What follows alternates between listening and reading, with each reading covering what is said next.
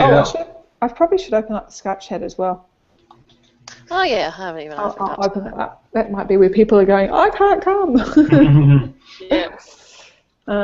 Cool. Okay, welcome to anybody who's watching us who hasn't watched us before. This is the Land Down Under Hangout Group. We are a offshoot of the Vaginal Fantasy Hangout Group who read a whole lot of, that's my Skype starting up, we read a whole lot of romance novels, both good and bad.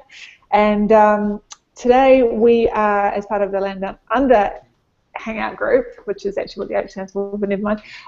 We are reviewing the movie Her, and which sort of sits in the genre that we like in this group, which is a lot of sci-fi and fantasy. We do comics and graphic novels and movies and get off topic a lot, so just get used to if you're watching. So anyway, let's get started. So I've got Matt in Brisbane here and Kim, who's in Adelaide. I'm in Sydney. I'm Sarah. And when did everybody watch this? Because I watched this a couple of weeks ago and been sitting around in my head. I know some people watched it earlier, so I'm just seeing. Yeah, I wanted to rewatch it, but I just didn't have time, so I watched it probably a couple of months ago. So it's a little less fresh in my mind, but I think I remember most of it. Cool. Very fresh in my mind. I watched it last night. Oh, good. Yeah, good. I was hoping there might be someone who can remind us about bits and say, that's what the way it was, because I watched it just 4 hours ago. Cool. So, Kim, from your memories, do you want to give us a bit of a kind of a feeling that what your feelings and thoughts were about it, and bits that might have baffled you, bits that you liked, that kind of thing? Well, overall, I quite enjoyed it, although I'm sure we'll get to talk about it. The ending was kind of weird. I thought that the acting in it was great. It brought a very natural sort of. They made it seem a very natural thing to this whole concept that seems like it's only slightly in our future. They really played well with it. Yeah, it was a very thought-provoking one, very interesting, and that had a lot to think about in it. There's a lot of things that they stop and think, how would I react in that situation, or would I do that, or would I do something else? And yeah, I quite enjoyed it. I like movies that make me think. Cool. We'll have to talk about some of those moments, yeah. Matt? Yeah, overall I quite enjoyed it as well. I think I maybe had read lots of good things about it, and maybe my expectations were a little higher than they probably should have been. So at the end of it, I didn't feel like I was let down, but just not maybe as amazed as I was hoping maybe I might be. But I still really enjoyed it. Like Kim said, I thought the acting was quite good. Like I totally bought into Joaquin Phoenix as that guy. You know, I thought he did a really good job there. It was very kind of effortless, I guess, performance. Like it didn't seem like he was trying to act really. So that was quite believable. Yeah. So yeah, overall, I'm sure we'll talk about specifics shortly. But yeah, I had a enjoyable time watching that one. Yeah, I enjoyed it too. I thought it painted a not unrealistic, version of our future, maybe 10, 15 years away. I don't think it's specified. Matt, you might remember if it's specified what year things were. No, some sort of indeterminate amount of time. Yeah, I enjoyed it. At the same time, there was definitely that ending. It was like, and I think we'll get into this about why. I think I had set myself up because of the type of stuff we all read and the discussions we've had, and my, I work in digital and IT, so my information regarding AI and people who make these type of, operating systems kind of coloured where I thought things were going.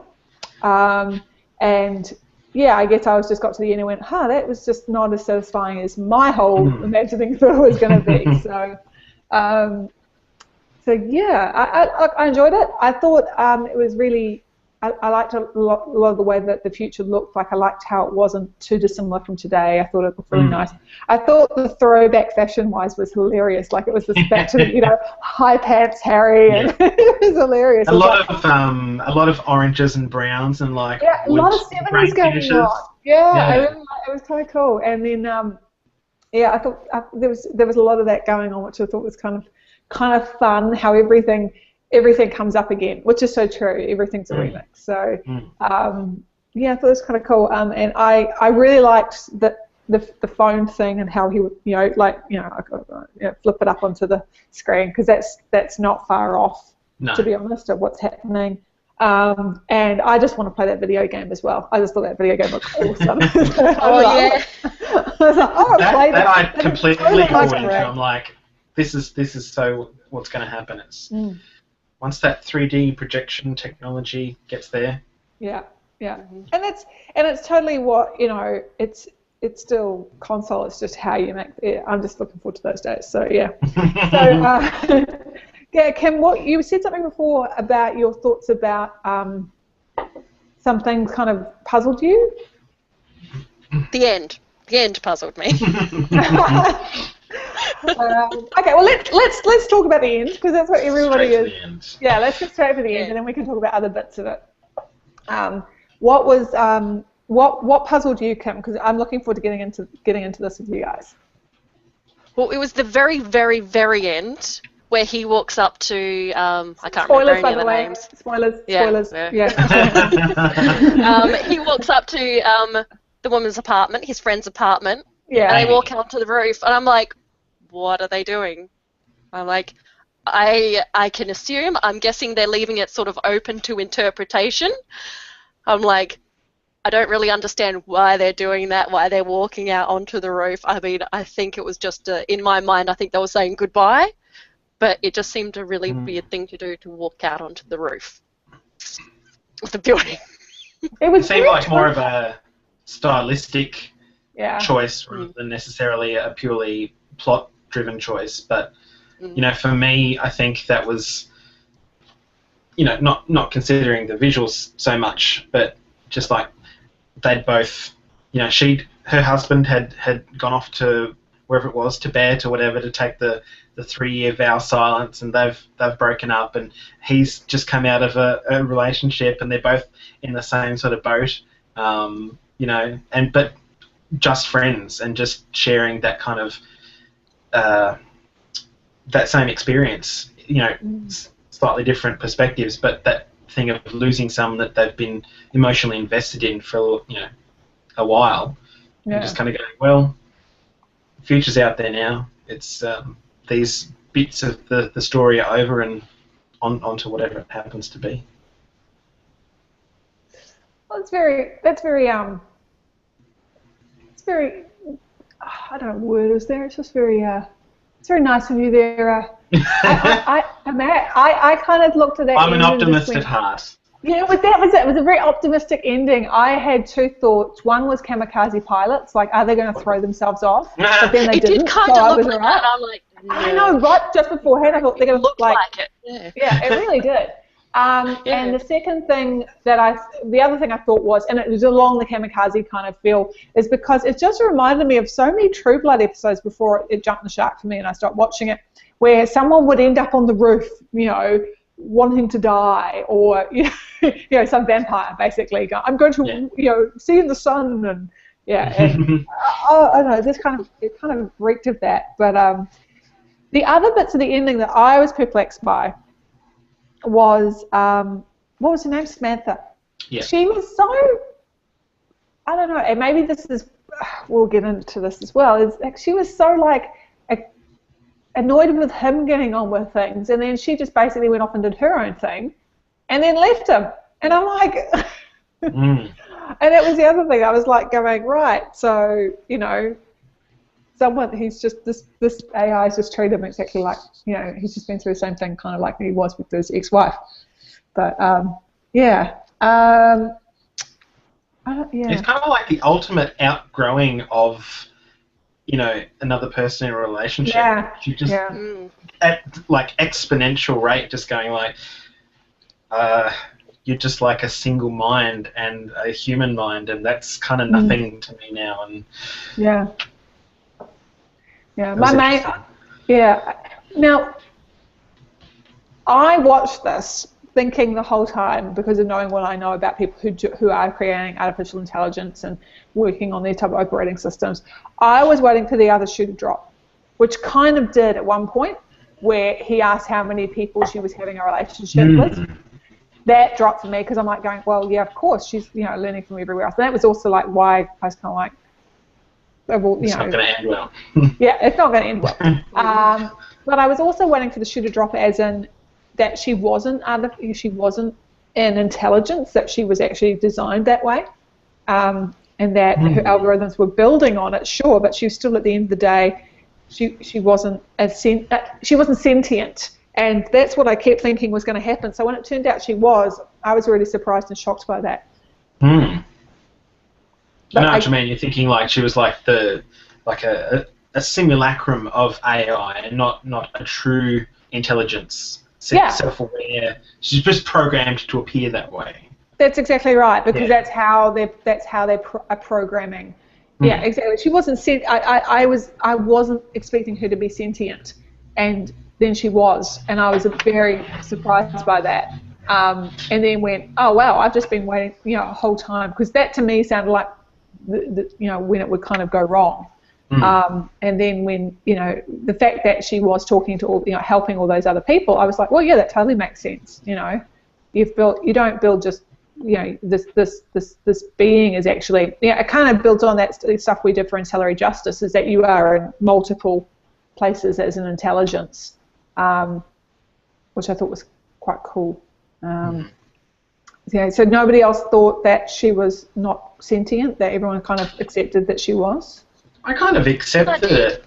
I think the only thing that I initially was like, I wonder if she's really an actual intelligence or not, was the bit where he first, loads her up onto the computer and it's going through the setup process, and she's like, oh, so he's like, what do I call you? And she's going, oh, I guess I better pick a name. You can call me Samantha. And I'm like, I wonder how many other people, like, is that just something she's programmed to pick? And like, if you were to see other people who had this OS, that each time it would be Samantha if you chose a female AI, or another name if it was a male AI, and they would all just pick that name, but it would seem like they just decided to pick that one for whatever reason. Exactly, and and to me there was nothing to say that she wasn't the same AI that was actually who was also with his friend. Ah, yes, yeah. And maybe she actually was. There's nothing to say that she wasn't, because how many was there? There was. How many did she say she was? Like I can't remember. It was like 500. And she was in love with 500 of them. Yeah, so that could be the operating systems of the area that she's in. Like, yeah, she could be every single operating system. So I thought that was kind of interesting. And I thought, so some of the scenes in there that kind of confused. So there was one that was really interesting. It had the guy who's from Guardians of the Galaxy, and it took me ages to work out who he was, and then I was like, oh, that's who it is. And there was a bit like they went on a picnic, and he says, oh, I'm dating an operating system. Oh, yeah, we should go on a picnic together and all that. I thought that was extremely accepting of them. I was like, wow, that's, but maybe that's the thing, I imagine that prior to, because they were marketing it as like, this is the first true AI out there, but I imagine there had been versions either of the same operating system or other sort of competing ones prior to this that had been getting there and almost there, and enough for some people to start forming a relationship with them. Yeah. And maybe that was a thing that was, a reasonably common experience in society at that point. But this was like the next level kind of thing, and that's why they were more like, oh yeah, okay, cool. That's yeah. And that's the thing. It's like that people are developing relationships with, the iPhone. AI. Well, yeah. Siri. Siri, yeah. Siri, there are. We had at Girl Geek, we had a woman come and speak once, and she actually runs a company that creates these bots basically to run different systems, you know, your help desk stuff and all kinds of stuff. And she said that people do get into these relationships with them and it gets really destructive and they shut them down and then they spend ages trying to find the same program to rebuild their dream, you know, bot again, you know. So it definitely happens, but in that case it's kind of like, and that was where the question got asked. They said that someone asked her, says, oh, do you believe that, you know, these bots, you know, can be truly intelligent? Like, and she went, no.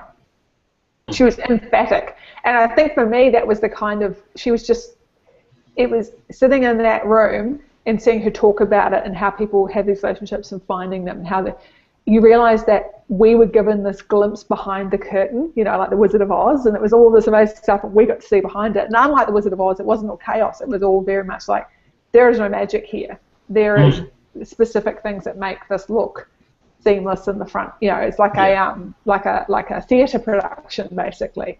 And when you ask that kind of question, it's like, no, it's not. I was like, wow. So that's why again I was kind of thinking the shoe's going to fall at the other, you know, the other shoe's going to fall at the end of the day at some point, but it didn't. But I think you're right, because even now there are people who seem to be falling in love with these bots and stuff and developing these relationships and getting fooled by them. You know, people getting ripped off by these, you know, I remember I was listening to, it might have been a Radiolab episode, and a guy was like got into this email conversation through it somehow with, and he didn't twig too much later that it was a bot, you know, because he would ask very specific questions, you know, he was asking specific questions and then there would never be very specific answers coming back, like, you know, tell me about, you know, oh, how did your, you know, grandmother go, you know. It was really interesting how, and he kind of realised how he had been fooled and he felt really foolish, and it must be, they're getting really good to fool people, but they're still not, you know, you're perhaps fooled by something that isn't, you know, it's not sentient, but it's written by sentient beings. The algorithms, how it works and to behave. Yeah. So, yeah. I thought the relationship with his ex-wife was interesting. I still can't quite remember, and maybe Matt, you can remind us, how did that break up again? Like, what was the? It was. She ruled it out. It's kind of not explicitly discussed the exact reasoning of what, you know, what made them split up, but from memory, they were saying that he was shutting parts of himself off emotionally from her, and she came into a relationship quite introverted and from, you know, a different kind of background. And it's actually, now that I think about it, it's possibly an interesting parallel to what happened with his digital relationship, because she grew past what she wanted. She came into the relationship as one kind of personality, I guess, and through the years of that relationship, I think they were together for like 3 or 4 years or something like that. She grew and wanted different stuff out of the relationship. She'd become almost like a new person, really. Yeah. And he wasn't able to you know, provide that emotionally, and they clashed and fought, and then they, you know, split up and stayed in that sort of we're not divorced yet, but we're separated kind of thing. And now that I think about it, it's interesting to see that same thing happened to him again. And I guess I kind of thought that, so it's good to hear it from your perspective, because I thought that too. I thought it kind of happened again, that he was the relationship with someone else. Yeah. Even though he did the thing that he needed to have done in his previous relationship to save it, which was to go, okay, I'm bringing down my emotional walls now, and I'm not going to hide anything. I'm just going to be who I am. And so he did that, and it still didn't end well for him, which is sad. Yeah. But, yeah. Yeah. Kim, thoughts? What's a question you have? Throw something into the mix. Oh, it's been a long day.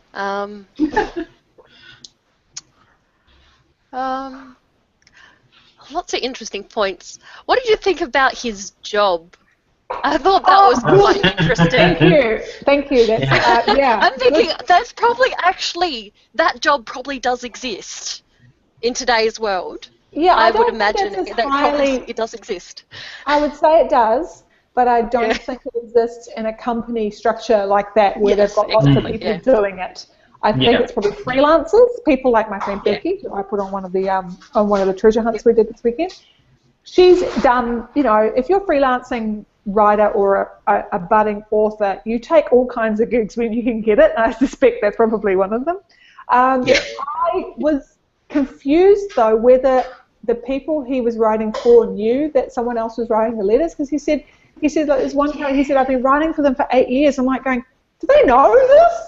Like, maybe that's up to the person that he's writing for, whether that person or whether the recipient gets to know that he's writing, or whether they keep it a secret. Because I could imagine that a lot of different people would have different reasons. Either they're too lazy, or they don't think they're a very good writer and want someone to do something better for them. Kind of thing. Yeah, I completely got the Cyrano de Bergerac thing, but I also and a lazy thing, like people have personal shoppers, like there's that scene in Sex and the City where that guy goes and buys Samantha gifts because he's got better taste than Richard does in time. I totally get that, but at the same time, to do it for so long becomes kind of deceitful. I don't know, and I got really, but maybe that's the thing. Maybe it was a parallel to this whole having a relationship with an AI. Is it deceitful to being a human and being artificial intelligence? She goes off to commune with other operating systems, or break out the grid, and the next thing you know, it's Skynet's been born. And no one knew that it was actually a Terminator prequel. Hey. Yeah, exactly right. I thought it was kind of funny and ironic about that it was called Beautiful Handwritten Letters and no part of it was handwritten whatsoever. Yeah. Like, speak, comes up on the screen, gets printed by a printer. The only hands that touch it are right at the end when it comes out of the printer. It's like, Yeah. And I thought it was hilarious. He sat there and he's like scanning things to post it, and I'm going, really? Yeah. Like, really? That was funny, but yeah, I thought that was a weird job. And definitely there are people doing it, but I don't think you could have a whole company as nice as that. Like, that interior looked awesome, by the way. I kept thinking it looked like a really nice library, like in California or something. Yeah, I was just like, there's no way all those people are sitting there, softly talking into their computer screens like this about the things that they want. Like, you'd get so annoyed with everybody talking out. Like, yeah, I was thinking, like, they must have really good invisible soundproofing or something that you just don't hear what the hell's going on. Oh, it's bizarre. It's bizarre, yeah. And, like, the guy's going, I read all your letters, you're so amazing, So I don't know. I guess even the reception guy can read the letters that they are making. Yeah, which he's posting right in front of him, like, I'm putting them in here, but that's okay. Yeah, that was a bit strange. Cool. So the video game looked cool because it looks like the kind of video game I'd like to play, because it's that total kind of quest thing, and looked really beautifully made. I thought the swearing at the thing was really funny. Apparently that was the little thing swearing back was Spike Jonze actually doing a cameo. Yeah. Yeah, that was one of the couple of laugh out loud moments that just came out of nowhere, and it's like, whoa. It was very cool. It reminded me of Journey, which I'm desperate to play, but we don't have a PlayStation, so I was like, are we going to play that? I'm trying to think what else there is. I always remember things later. There was something else that I thought was really funny, and I'm just trying to remember what it was. Did anyone else find the surrogate really sort of weird and disturbing? Oh, that was so weird. I've just pulled up the Wikipedia page so we can actually go through the plot together. Good. That was weird. And yeah. I don't know. I was just like, again, I don't know. I know. And you know what it was? Do you know what it was? Yeah. Sorry, just quickly. The whole time Samantha's going, oh, it'll bring us closer together. And I always remember that line. I think it might have been Sex and the City. Sorry, this is the second time I'm talking about it today. Where they said, don't you think it's weird that people say that a threesome's going to bring you closer together? Bringing somebody else into a relationship will bring you closer together. Always made me laugh because I was just like, and that's exactly what's going through my head when Samantha's going, please do it for me. It'll bring us closer together. Yeah, it's like going, oh no, it's just going to make this worse. Yeah. This is going to be a disaster beforehand. Like, if this is what you're resorting to, it's all over. Sorry, Matt. You were No, saying? I was just thinking. It's like, it's almost like the AI was, if it was like 20 years later or 25 years later, maybe they would have had, you know, the ability to pop into an actual human body and, you know, temporarily reside there to experience things. Ancillary justice style. Yeah, but it's just like, it was not at that point in this movie, so it's like, yeah, I don't think this is going to work. No, it was just all, yeah. I'm pretty sure something probably existed in Japan, it just wasn't compatible. Have you seen some of the things out of Japan? I know. But I'm thinking of the dolls. I know, but they are Those weird. dolls. They are weird. And I was watching Bonnie Burton did something about this, and she described it really beautifully, and there's a name for it, where things look really real, but because they're not, they are very creepy. You know, like dolls and mannequins and. It's not the Uncanny Valley, is it? Oh, it might be on Kelly Valley. I don't know. There was just, she had some scripture for it, and I was like going, oh. Because that comes up with, like, not so much now if it's a good one, but in the sort of earlier days of CG when they moved beyond just being able to do simple stuff, but still hadn't quite got to, say, like Gollum level, and like the Polar Express is the one that's usually held up as an example where the people are pretty much photorealistic, but the modelling is just not there, and the animation is not there because it was not motion capture or anything like that. So people had to animate these things, and they look like Tom Hanks-ish, and they sound like Tom Hanks, but it is not giving the impression of a person at all, and it's just weirds you out. Yeah, and I think that's it. And I think do you see the bots where they put on the silicon skins and they look, you know, like wax figures are a classic example of that terminology, that term Uncanny Valley. It's just like you're sitting there going, they look really real, but there's just something off. Yeah, exactly. I watched a little bit of The Hangout last night because I didn't finish the book, and that's what Mel was talking about, but she couldn't remember the name of it. And I'm like, did you just bring that up? That's what Mel was trying to You're being on Uncanny Valley, and that's exactly the bot. I don't know if you can see this. That's the bot I was talking about. I brought it up as well. Yeah. You just look at her hand and you go, right, there's just, that's... the rest of it's okay, but... No, it's all creepy. It's creepy. Yeah. The Uncanny Valley is a hypothesis in the field of human aesthetics, which holds that when human features look and move almost, but not exactly like natural human beings, it causes a revulsion among the human observers. There you go. Yeah. And I think it's because it's just off, so something's not quite right. Yeah. That's it. I can't remember how we got onto that, but I think we're talking about bots and everything. That's right. And actually, you know, are you guys fans of Blade Runner? Yes. You know Daryl Hannah's character? Yeah. She actually manages in the bit where she's actually doing the mannequin bit, like in the window. And yes, and she actually manages to capture, even though she's a real human being playing a bot, she actually manages to do the Uncanny Valley really well in that scene. It's just it's quite terrifying how well she actually manages to capture what makes it kind of odd that she's a bot. It's like a dead look in the eyes kind of thing. Yeah. I remembered what the other... Sorry. No, go, Matt, go. Oh. I remembered what the other thing that I laughed out loud at was towards early on in the movie, he's puts the thing in his ear and he's like listening to... It's kind of like those ads that pop up saying, you know, sexy singles near you want to have sex right now kind of thing. And it was like the phone sex kind of version of that, people chatting. And so he gets into with a that. cat. And then she's like, choke me with the dead cat. There's a dead cat hanging on. I want you to choke me with it. And he's like, okay. And like he still just plays along with it. And I'm just like, oh, that was so funny. That was really good. It was. And like out of, you just didn't expect that at all. No. And that was what's her name from Bridesmaids was doing their voices. I found out. Yeah, later. I just saw that on IMDb before. I was like, I didn't pick that. Kristen Wiig. Kristen Wiig, yeah.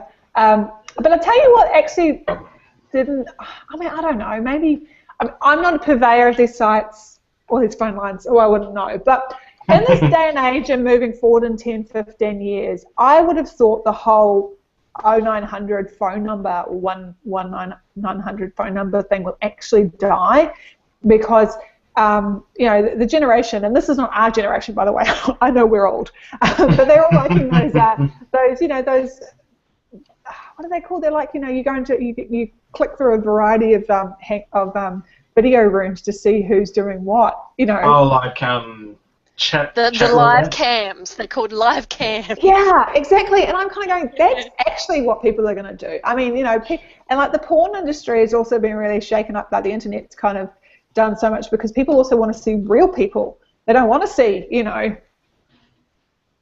Roid raging guy.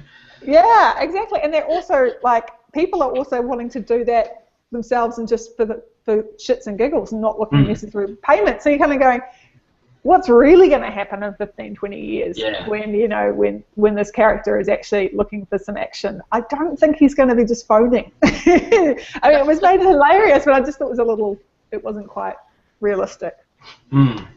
Especially when you've got like a 3D video game, which is awesome. I suppose it does provide a level of anonymity though that you wouldn't get. Yeah, maybe not everyone wants to see. Like I'm sure that's available if they want it. Yeah. Yeah, and I maybe get it. Just didn't want to be seen. But interestingly, I get it from a woman's point of view because you know women tend to use their imaginations more, and it's exactly, and it's words and you know it's why romance novels and erotica novels are very big with women, because we can use our imaginations. But from what I understand about most men, exactly, you guys like pictures. You know, so I don't know, and I mean, how many times have we also talked about things we go, it's not right.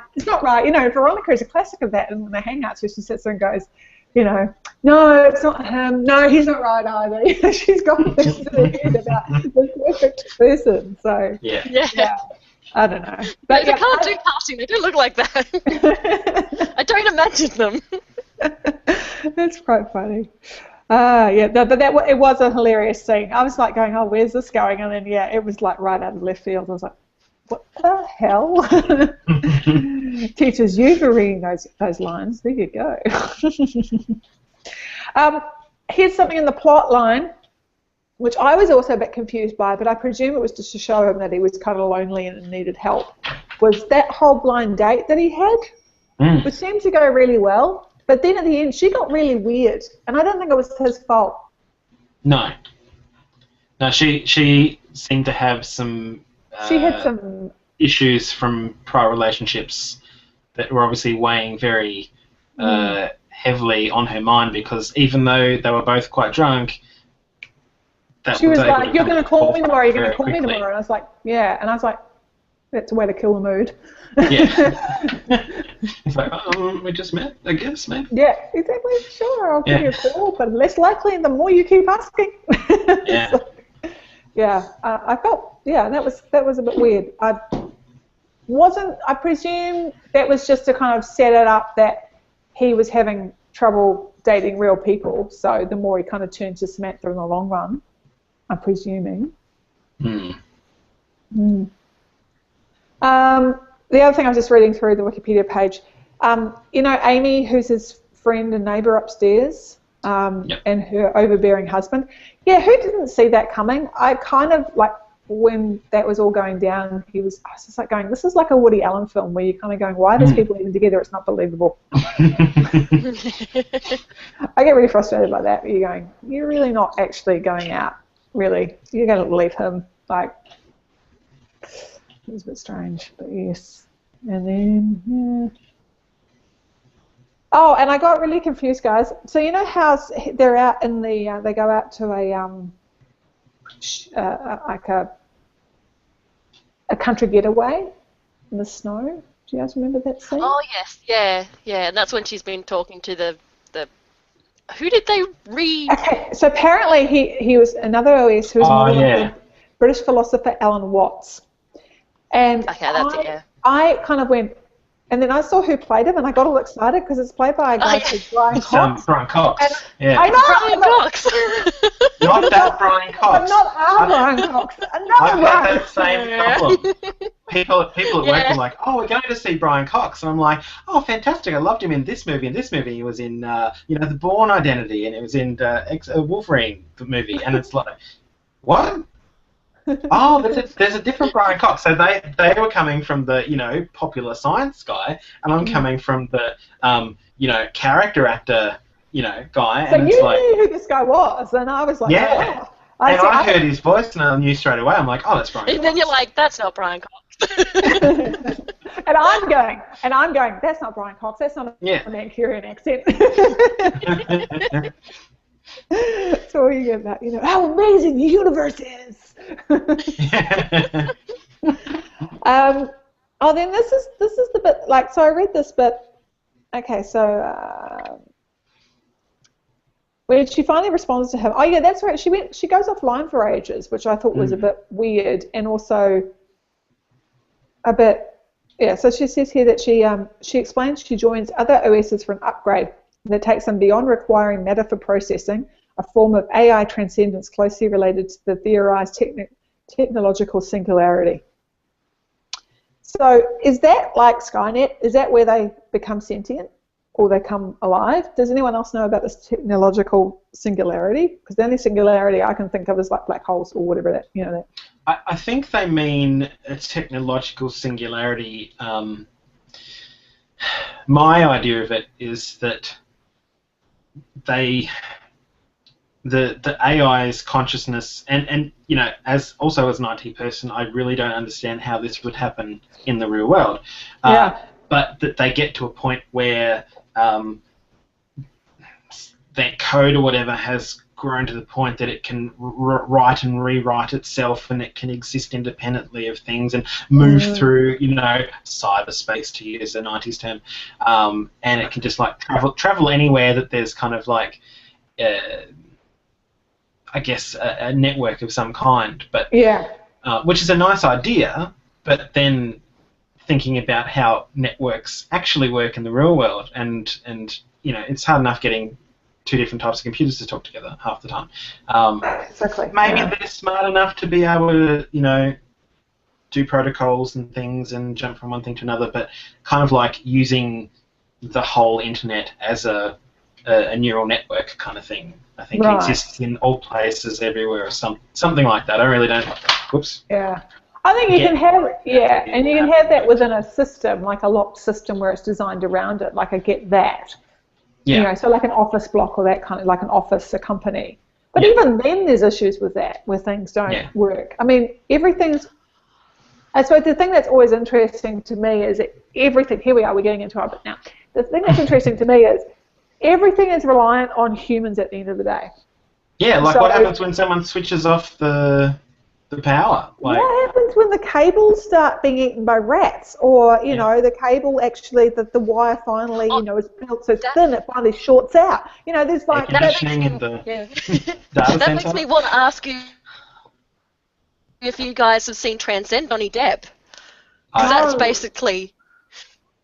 Oh, you have to watch that one next. I can't watch it because it just seems so silly from that kind of perspective. I kind of looked. I can't do it. Too. I know, because I'm like, I love Johnny Depp, and then I was like, oh, this looks. I'm like, oh no. Yeah, I'm gonna. Well, it is a little bit unbelievable, but I quite enjoyed it. And I can't tell you what the end is, obviously, but I like the end because it's just. Is Johnny Depp in all the toasters and fridges that are connected to the internet now? Like, is that? Is that what happens? Could be if you wanted to. Okay. The rats eat all the wires. But basically, he self-sustains himself. He's in the computer. He's on the internet. Yeah. And he keeps himself alive by doing everything. He can manipulate anything, and he becomes super intelligent. But he's a human being with a human body at the end of the day, right? No, he dies. Oh, and he puts his mind up into it. Okay, cool. Yeah, they're basically trying to do AI, that whole thing, and they end up uploading his consciousness to a system, and then gets he out. puts in work orders for Telstra to fix the lines, and then discovers it's going to take 2 weeks. And then when they get there, they put the wrong lines in place because they're humans and they're idiots. See, this is where it all falls down. It's a great. I can get it. Like, oh, I'll put a work order in, and I'll make my subordinates of the human race do what I need them to do, but at the end of the day, they're going to fuck up because we're humans. We're human. Oh, it flooded, and that canal system. Oh, we were running the NBN cables through there. We got a problem. This is the kind of shit that will happen. It's great.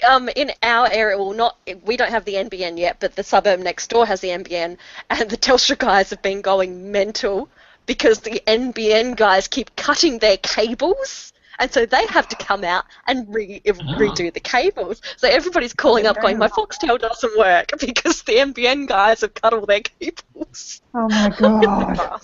They're like, right, our cables are in there, that's fine. Couldn't organise this. He's sending out work orders left and right, and he can't get people drunk in a brewery. This is how bad it is. Oh no, he fixes that as well. He fixes stupid people as well. Oh, really? It's quite good. It's quite unbelievable. It's definitely not as believable as her because it's quite obviously very sci-fi, futuristic, what if sort of thing. But yep, he's got a solution for everything, and because he's also got his wife in it. His wife is still alive, so she does all the stuff he can't do.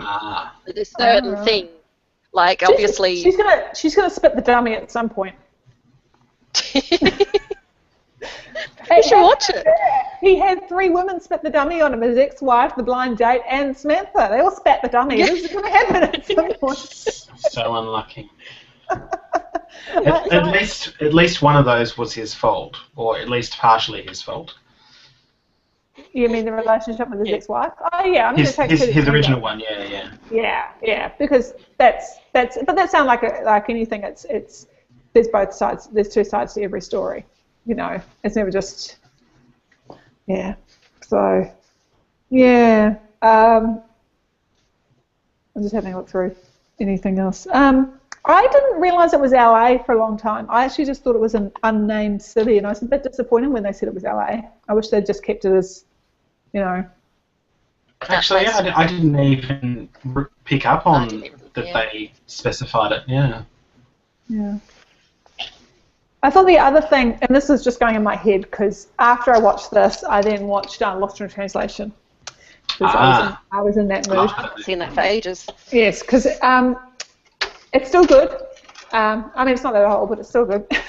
I wondered if part of his ex-wife was part of Spike Jonze's ex-wife, or I wondered if a bit of, what's her name? Who's director of... Sofia Coppola. Yeah. Because they, I think, were like sweethearts from the the early 20s. They were together very, very young, like not 16, but I think they were like 19, 20 when they got together. But they divorced a few years ago. And I wondered if some of that was in there, because she started growing, like it was always about him for a long time. He was making the videos for the Beastie Boys and doing all different, it was all about him. And then her career started taking off as well. And I think he was still with her when she made Lost in Translation, because I've seen some of the behind the scenes in them in Tokyo and him filming her and her saying, I'm so excited, Bill's coming, because apparently Bill never signed his contract, which is why she was so excited, because they were like, is he going to show up? Just turn up, please. Turn up. And I just kind of was like, I wonder if there's a bit of that relationship in here about It's probably not surprising because he wrote it as well as directed it. So yeah. So I was kind of like, did anyone else see that side of it, you know. I didn't actually know that was like that part of, you know, his background. So no, I didn't see it, but knowing it now, I can. Yeah. It does sort of lend that colouring to it a bit. Yeah. Yeah. I was just seeing what other people are saying. Be good if I could spell.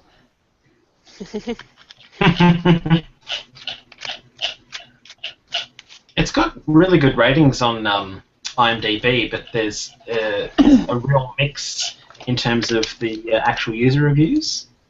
Yeah. Like some people are like, no, don't really hated it and whatever, and it's got the emotional depth of a late teen piece, and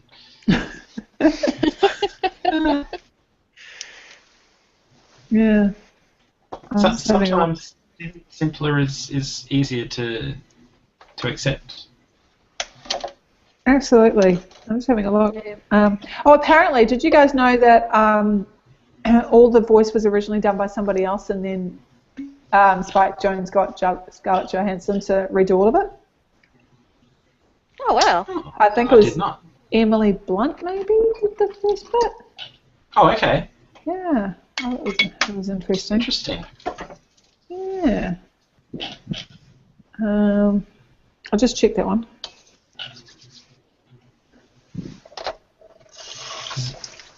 Must be something about replacing people on the film, because it also says that Carey Mulligan was going to play that third wheel surrogate person, but then they got replaced.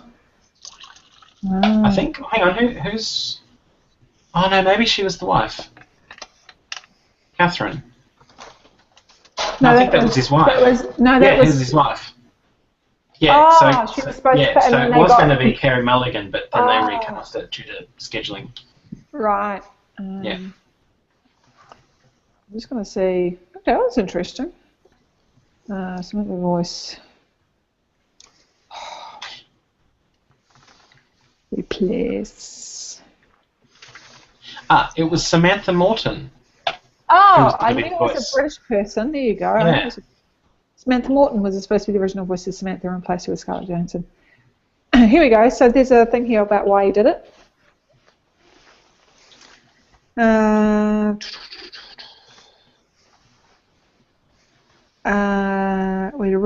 When we shot, we had initially cast Samantha Morton in the role.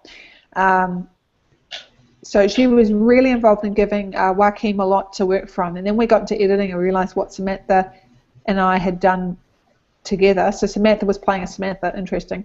Wasn't working for what the character needed. So we ended up doing a recast at that point in time. Stepping in for Morton during the post-production process was Scarlett Johansson, who was initially daunted by the challenge of creating a character that begins the film as a neurosis-free, computer-generated voice, blah, blah, blah, blah. Yeah. This is pretty cool. Yeah, I love the video Alien Child. So cool.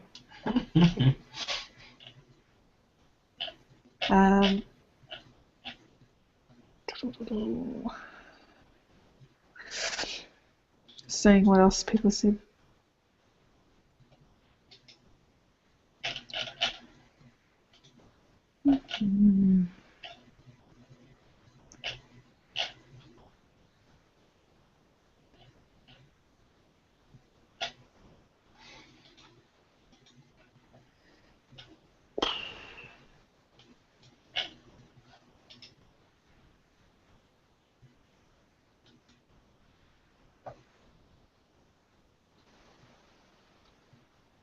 Yeah. Anywho, well, we're coming up to an hour, so I suppose it's a good hangout.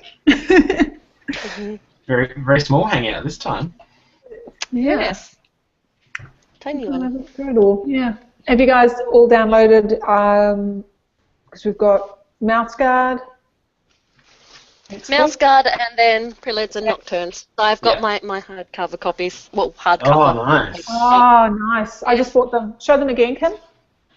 That's Mouse Guard. Oh, this way. Hardcover. So the hardcover was only yeah. a few dollars extra than the other one, and the Preludes and Nocturnes. I like the original cover better than this one because all the other ones have got a different cover or different theme, sort of. It's darker. But yeah. I can't get it for you know, a decent price. They're all out of print and like $50 each, and I'm like, I'm not paying. Yeah, I went to This new reprint. Yeah, I did too. Yeah. I mean, hopefully they reprint them all, and then my covers can match if I buy more. I did see my local comic book. Yeah, my local comic book store. I didn't get to get on the tram because nobody would squish up, and the comic book store was directly across from the tram stop, and I went, well, I have to wait 15 minutes. I'll just cross the road, and they've got the big, giant Sandman volumes, which are like this thick. Yeah, wow. Yeah. And they've got like the first and second one. $150 each or something, aren't they? Yeah, they're real expensive, but then again, once you buy all those comics individually, they're still $150. But yeah, very heavy. Yeah, but can you imagine picking up one of those books, like trying to read it? I know, you'd have to just, you'd have to make yourself a space, and either have the coffee table really close so you don't squash yourself, or have very strong thighs. Sit cross-legged. You're not reading this one in bed. No. Not practical. No. Yeah, that's all right. Do not hold it above your head while you read, and then lose a book on the book. You will break your nose. I actually dropped I had the covers up and I was reading my e-reader, and it fell forward and onto my face, and that hurt enough. Sorry, I feel pain. Right, hold on to it. Matt, what were you saying before? I was just going to say, Mouse Guard I read in an hour and a half or something like that. It was a really quick one. Oh, good. So, and now it's like, oh man, I'm going to have to buy the others, I guess, because... At least there's not too many of those. Or no, they're I think thicker. five, yeah.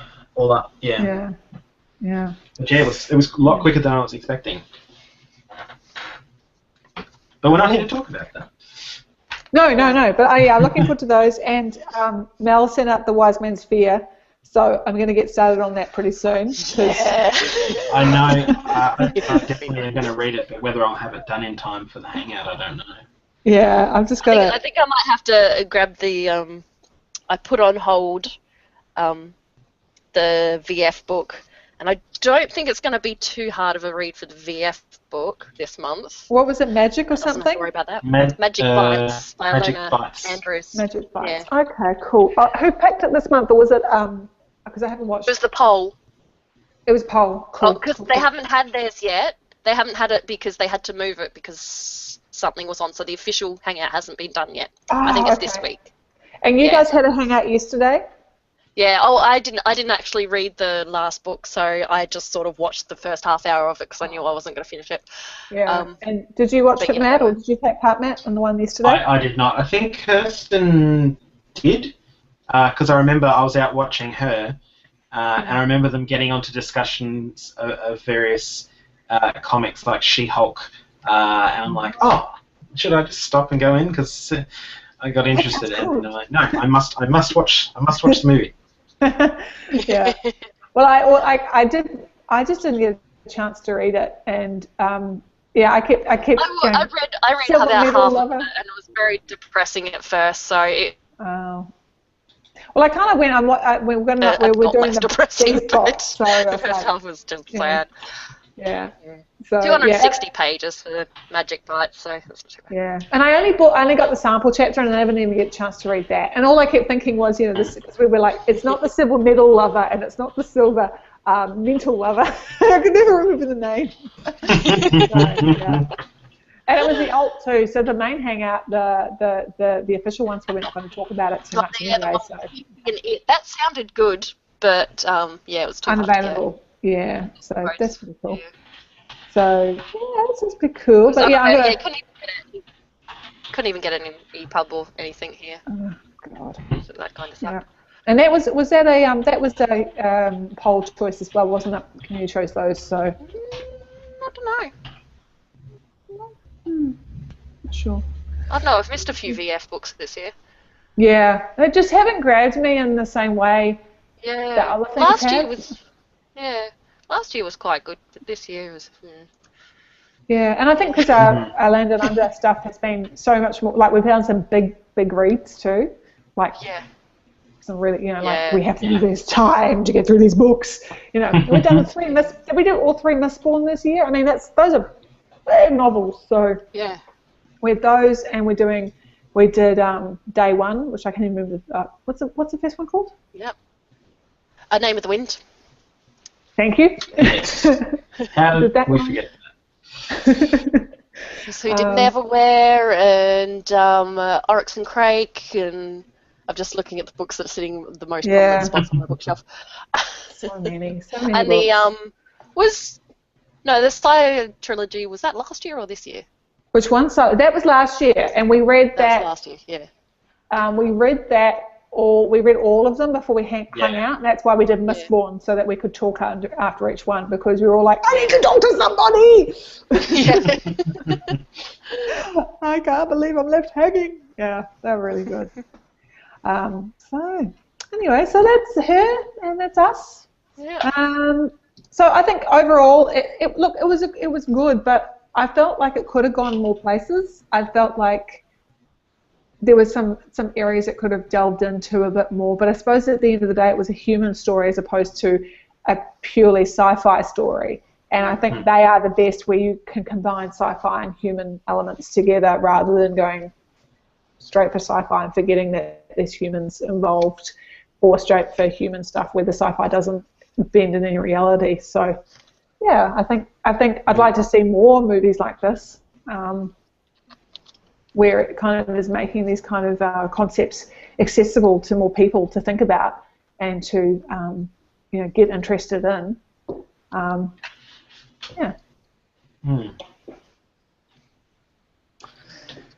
Anywho, any last comments before I stop broadcasting? No. All right. I think we've covered it pretty well. Excellent. Okay, well, I'm stopping broadcasting, and I'll put this up for anybody who's interested. Cool.